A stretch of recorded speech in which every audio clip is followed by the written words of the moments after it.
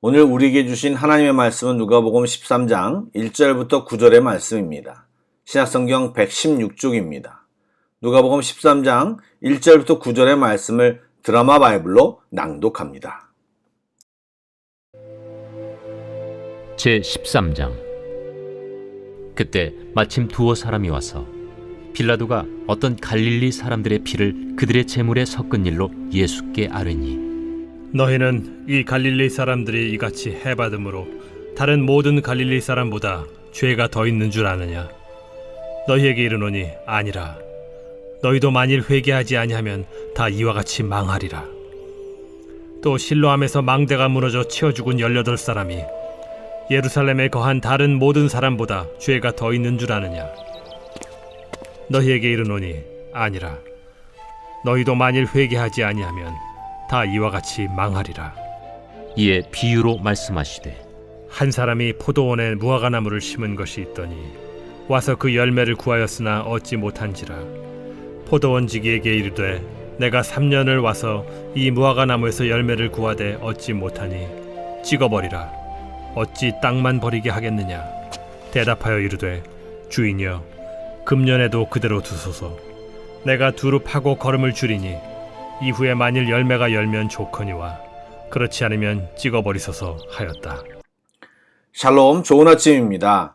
이 아침에 새롭게 주시는 주님의 평강과 은혜가 예배하는 모든 분들에게 충만하기를 기원합니다.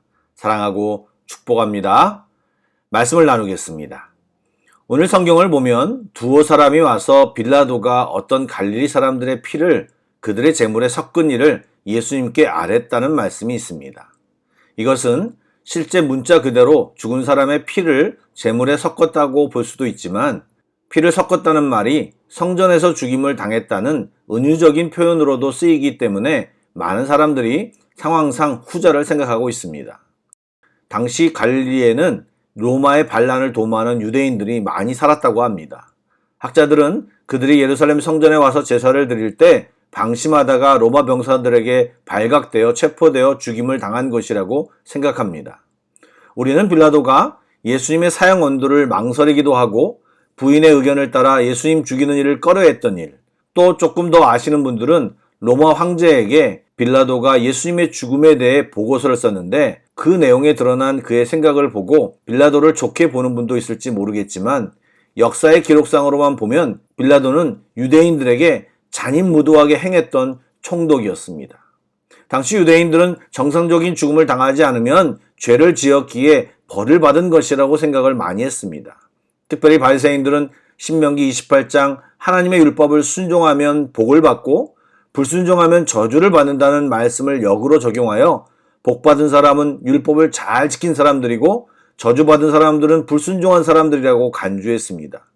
당연히 가난한 자, 병든 자, 불행을 당한 자들을 모두 저주받은 자로 간주하는 바리새인들의 관점은 일반인들에게도 상식에 가까웠습니다. 그런데 예수님은 그런 관점으로 저들보다 내가 더 선한 사람이다, 저 사람은 나보다 더 죄인이다 라고 하는 생각은 잘못되었다는 것을 지적하고 있습니다. 죽음은 인류 전체에게 내려진 죄의 결과로서 죽음의 순서보다 죽기 전에 회개하지 않았느냐가 더 중요한 문제입니다. 죽기 전에 회개하지 않았다면 하나님의 심판에서 영원한 징벌을 받는 것이 진짜 망한 인생임을 말씀하고 계신 것입니다. 또 당시에 예루살렘의 실로암 못에 있던 망대가 무너져서 18명이 죽는 사고가 일어났습니다. 이와 유사한 사고들을 접하면 우리는 인생이 언제 끝날지 모른다는 사실을 피부로 느끼게 됩니다. 예수님은 이러한 사건들을 예로 드시며 그들이 다른 사람들보다 더 많이 죄를 지었기 때문에 그런 사고를 당한 것이 아님을 재차 강조하셨습니다. 또 그들이 더 많은 죄를 지었기 때문은 아니지만 무엇보다 죽기 전에 회개하지 않는다면 반드시 멸망한다는 사실을 강조적으로 표현하고 있습니다. 이렇게 예수님은 우리 인생에서 회개를 강조하셨습니다.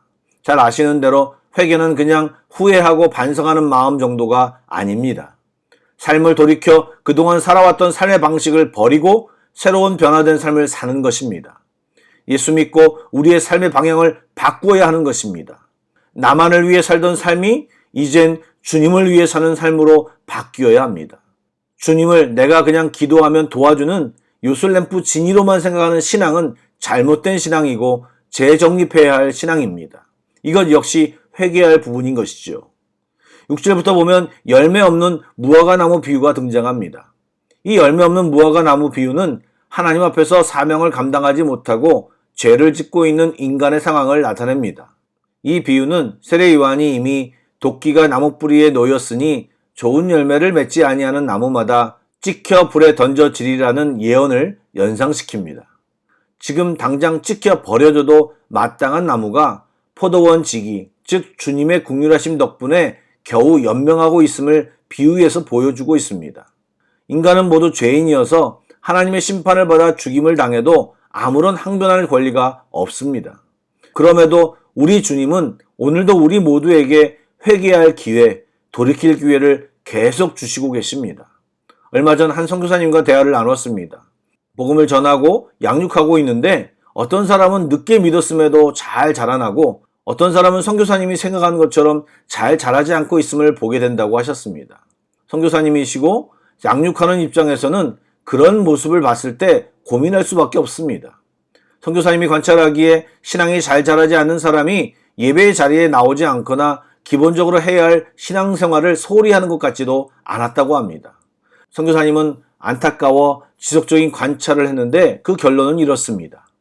그 사람은 머리가 좋고 눈치가 있어서 선교사님과 다른 사람 앞에서 할 도리와 행동을 잘했다고 합니다. 한마디로 사람 앞에서 보여주는 행동을 잘했던 것이지요. 그러나 진짜 속마음을 하나님께 드리고 진지하게 하나님 앞에서 자신을 바라보며 회개하고 철저히 하나님께 주도권을 드리며 맡기는 삶이 부족했던 것으로 판단되어졌다고 합니다. 여러분, 이 모습은 바리새인이 가졌던 모습입니다. 그 사람만 가지고 있는 모습이 아니라 우리들 안에도 충분히 가질 수 있는 모습이고 그런 모습이 우리에게 있다면 우리들의 신앙은 제대로 자라지 못하는 것입니다. 경건의 모양은 있는데 내용이 없기 때문입니다. 여러분, 우리의 하나님은 우리의 중심을 능히 보실 수 있는 분이심을 정확히 인식해야 합니다. 아무리 우리가 사람들 앞에서 신앙이 철철 흐르는 사람들이라고 보여질지 몰라도 하나님은 우리를 정확히 보십니다. 우리가 하나님 앞에서 철저히 가식적인 사람이라면 온전한 그리스도인이라고 할 수 없습니다. 그 사람이 정말 그리스도인이라면 그런 상황에서는 내면에서 성령님께서 수도 없이 책망하고 계셨을 것입니다. 못 들었거나 들어도 무시했던 것입니다. 여러분, 기회 주실 때 우리는 회개해야 합니다. 특별히 말씀을 읽다가 예배를 드리다가 마음속에 회개해야겠다는 마음이 들 때는 절대로 미루지 마시기 바랍니다. 즉시 주님께 진심으로 회개하고 삶을 돌이키셔야 합니다. 우리의 인생과 삶에 대해 좀 더 진지한 태도로 관찰하고 사는 삶이 절대적으로 필요합니다. 사랑하는 성도 여러분, 예수님께서 마지막 심판 때 예수 믿는다는 사람들에게 무엇을 확인하실까요? 바로 열매입니다. 특별히 회개의 열매. 예수 믿고 너의 인생에서 무엇이 달라졌는데, 너에게 어떤 일이 생겼는데, 주님께 무엇을 헌신했는데 물으시면 어떻게 대답하시겠습니까? 갑자기 찬송가 311장이 생각이 났습니다.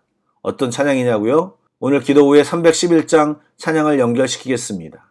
가사를 생각하시며 자신을 돌아보는 시간을 갖고 회개하며 주님 앞에 나아가는 시간이 되시기를 축복합니다. 기도하겠습니다. 사랑의 주님, 연약한 우리의 모습을 돌아봅니다.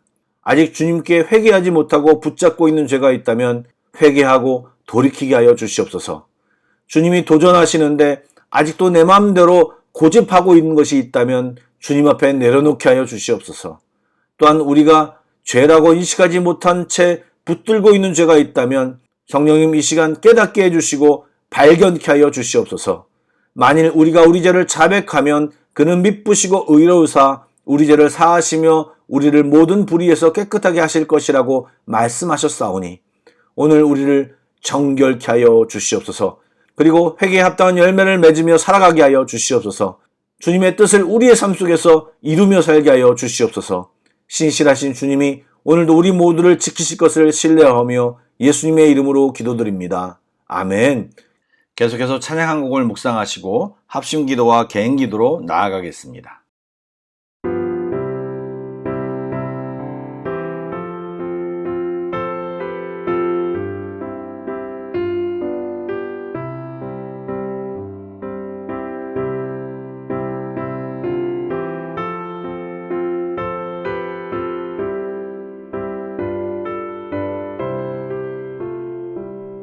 내 너를 위하여 몸 버려 피 흘려 내 죄를 속하여 살기를 주었다. 널 위해 몸을 주건만 너 무엇 주느냐. 널 위해 몸을 주건만 너 무엇 주느냐. 아버지 보좌와 그 영광 떠나서 밤 같은 세상에 만 백성 구하려 내 몸을 희생했건만 너 무엇하느냐. 내 몸을 희생했건만 너 무엇하느냐.